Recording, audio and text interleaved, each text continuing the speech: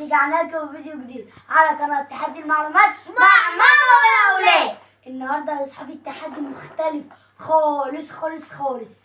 انا هنفرط لماما البسلة وهي هتفرزها رمضان. ازيكم يا اصحابي، عاملين ايه؟ وحشتونا جدا جدا جدا. وقبل ما نبدا تيجوا ناخد حسنتين مع بعض ونصلي على سيدنا محمد صلى الله عليه وسلم.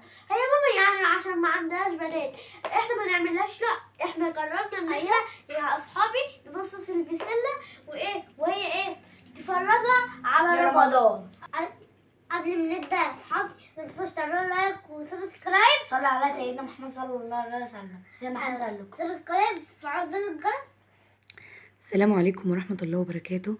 عاملين ايه؟ يا رب تكونوا بخير وكل سنة وانتم طيبين ويعود علينا وعليكم الأيام بخير يا رب. رجعنا لكم بتحدي جديد بس من نوع مختلف المرة. مختلف جدا. ثانية يا ماما ارفع ولا حاجة؟ قولي يا حبيبي.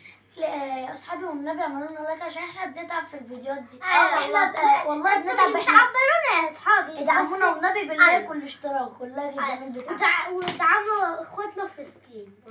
ادعوا لاخواتنا فلسطين طبعا. ربنا يا رب يرحم يرحم شهدائهم وينصرهم على مين يعاديهم يا رب، ويفك كربهم يا رب ان شاء الله. فيا جماعة النهاردة انا جبت بسلة وحبيت ان انا افرز حبة لرمضان وكده، علشان خاطر طبعا في رمضان والصيام والعيال والمدارس، فطبعا الوقت بيبقى مفهوش، فبفرز حاجة حاجة يعني. فطبعا قالوا لي لا يا ماما ايه انت صعبتي علينا، انت بتتعبي جامد، احنا يا ماما ايه هنساعدك. فانا فرحت وقررت ان انا اقلب المساعدة لتحدي جميل ما بينهم. فبصراحة قلت اشارككم معانا التحدي دوت عشان لو في اطفال بتشوفنا يتعلموا مننا، ولو في امهات بتشوفنا برضو توري اطفالها ويتعلموا مننا. مش معنى ان انتي ما جبتيش بنات ان انتي تبقى كل حاجة عليكي لوحدك، غسيل بقى ونشير ومواعين واكل وشرب ومذاكرة ودروس وحاجات كتير. طبعا انا بختصر، انا ده كله طبعا بختصر. فطبعا لازم يكون كلنا ايدينا بايدين بعض ولازم كلنا نساعد بعض لان كلنا عايشين في البيت دوت. تمام. فانا كالعاده يا جماعه صوتي رايح الحمد لله رب العالمين. انا صوتي بيتاثر من اقل حاجه. نمره واحد. نمره اتنين، انا عيالي طبعا هادين جدا جدا جدا، وسامحني يا رب على الكذب دوت. انا عيالي شقيين جدا مطلعين حسي طول الوقت. يا واد اسكت، يا واد اقعد، مفيش. فربنا يهديهم يا رب ويهدي اولادكم، انتوا عارفين الصبيان. بس انا قررت اكافئهم وقلت لهم خلاص انا هعمل لكم تحدي، اكتر واحد هيفصص بسله ليه جايزه. احنا ما نعرفهاش. واحنا ما نعرفهاش. ماما قالت لي انا هقولها لكم في الفيديو. قالوا لي الجايزه دي ايه يا ماما؟ قلت لهم مش هقول لكم، هقولها لكم في الفيديو. طب ايه هي؟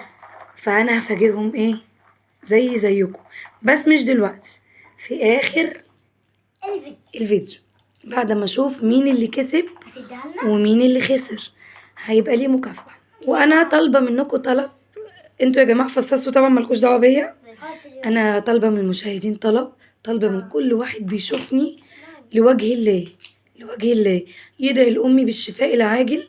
امي يا جماعة تعبانة جدا جدا جدا، عندها مرض خطير وبجد احنا مش عارفين هو ايه والله، ولفينا بيها على دكاترة كتير ورحنا بيها مستشفيات كتير مش بتستجيب للعلاج.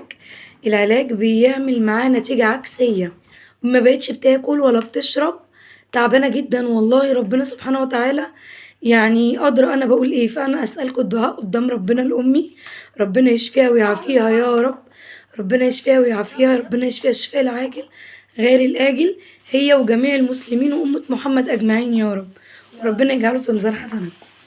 فأنا دلوقتي هوقف الفيديو وهرجع أشغله تاني أما أشوف النتيجة النهائية كل واحد فيهم فصص قد إيه. تمام؟ هنرجع لكم تاني. هنرجع لكم تاني.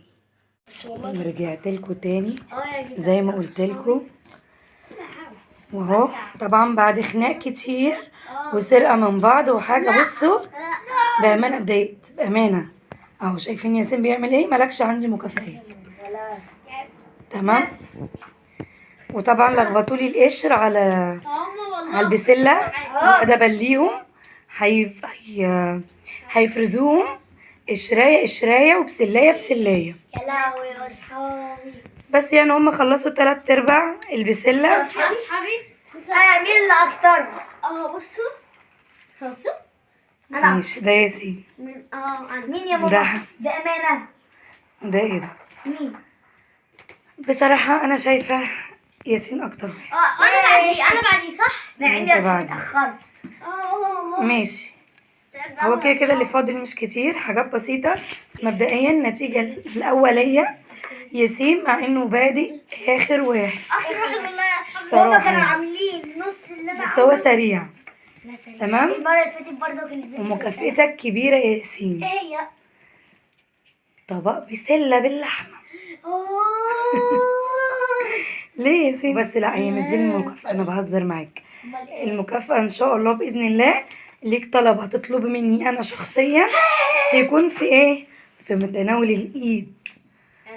يعني طلب على قد صغنون شوية، على قد التحدي. وبكده نكون خلصنا التحدي بتاعنا.